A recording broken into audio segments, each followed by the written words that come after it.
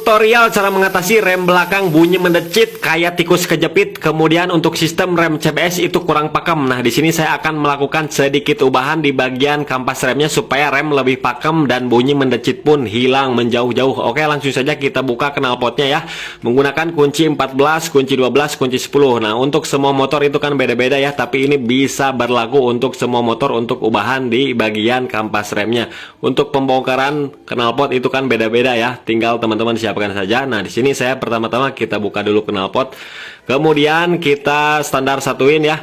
Kemudian kita buka ya mur rodanya menggunakan kunci 24. Caranya seperti ini, kita standar satu, kemudian kita injak hentak ya, langsung terbuka. Sangat mudah sekali untuk membukanya ya, tanpa perlu tenaga ekstrim. Kemudian buka setelan remnya ya menggunakan kunci 14, kemudian kita lepas. Nah, di sini biasanya di sini banyak debunya, jadi suaranya itu kayak cicit gitu ya. Nah, tapi di sini masih bagus. Nah, kemudian kita lepas untuk kampas remnya. Nah, di bagian kampas rem ini nih, ini udah banyak debu-debu ya, kemudian kayak bantat mengeras gitu. Biasanya ini si rem kurang pakem. Kemudian untuk pemilihan kampas remnya, usahakan teman-teman pilih kampas remnya yang agak bagusan dikit ya, jangan yang murahan. Kalau misalkan yang murahan itu remnya suka ngelos. Jadi pilih ya yang sedang-sedang aja, misalkan Aspira, Federal, YSF seperti itu. Kemudian di sini kita akan melakukan penggerindaan seperti ini teman-teman. Saya gerinda kurang lebih 4 kali silang ya, 4 silangan. Supaya apa? Supaya debu-debunya nanti menempel, tidak menempel di kampas rem, dan dia nanti masuk ke sela-sela untuk debu-debunya ya. Nah, tapi jangan dalam-dalam ya teman-teman, cukup gerindanya gerat-gerat aja, jangan sampai dalam-dalam sampai memotong. Cukup di derat-derat seperti itu, kasih jalur supaya lebih pakem dan hasil debunya nempel di sela-sela itu, jadi tidak bakalan berdecit.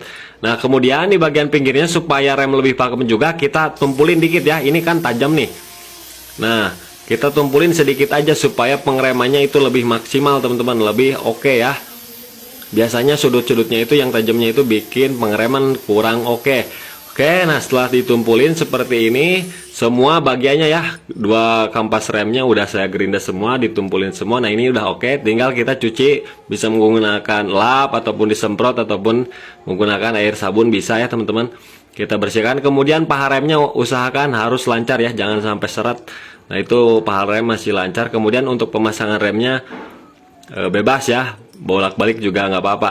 Dan untuk pemasangan kampas remnya juga bolak-balik juga nggak apa-apa untuk motor Honda ya, karena sama aja kiri kanannya. Oke, kemudian kita pasangkan lagi. Nah, ini oke ya, paha rem oke, semuanya masih oke. Tinggal kita pasangkan lagi ya teman-teman.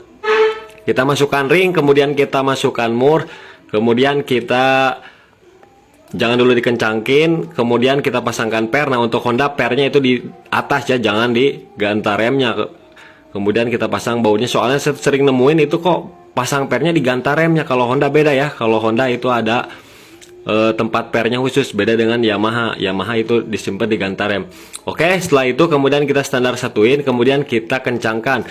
Untuk penggunaan kunci torsi itu di angka 115 Nm untuk pengencangan mur roda belakang. Oke, setelah kencang semua, kemudian standar 2, standar 1 gigirin seperti ini. Kemudian kita pasangkan lagi knalpot. Kemudian di knalpot ada packing. Kemudian untuk pengencangan knalpot, kita pasang dulu baut-bautnya. Kemudian kita kencanginnya yang depan dulu ya, yang depan, jangan yang belakang dulu. Kita kencangin yang 8, yang baut 10. Kemudian kita baru agak kencangin. Tapi kalau pengencangan di belakang itu harus masuk dulu semua baut-bautnya supaya rata ya. Nah, setelah masuk semua, tinggal kita kencangin satu persatu ya teman-teman. Kalau dikencangin satu-satu nantinya si lubangnya nggak pas. Oke, setelah kencang semua, tinggal kita coba ya teman-teman. Nah, tinggal kita coba hidupkan, kemudian kita rem ya. Kemudian kita setel dulu. Kita setel menyesuaikan keinginan ya, pengen deet apa pengen dangkal, seperti itulah. Kenyamanan masing-masing teman-teman, asal jangan sampai seret rodanya ya, jangan terlalu ngerem, nantinya si motornya berat. Nah, ini kalau diputar harus lancar seperti itu. Tinggal kita tes, geber, kemudian rem, geber, rem. Nah, ini udah oke teman-teman. Insya Allah untuk bunyi nyericit, kemudian pengereman untuk sistem CBS pun lebih oke ya, dengan cara seperti ini. Oke teman-teman, mudah-mudahan video ini bisa menjadi bermanfaat.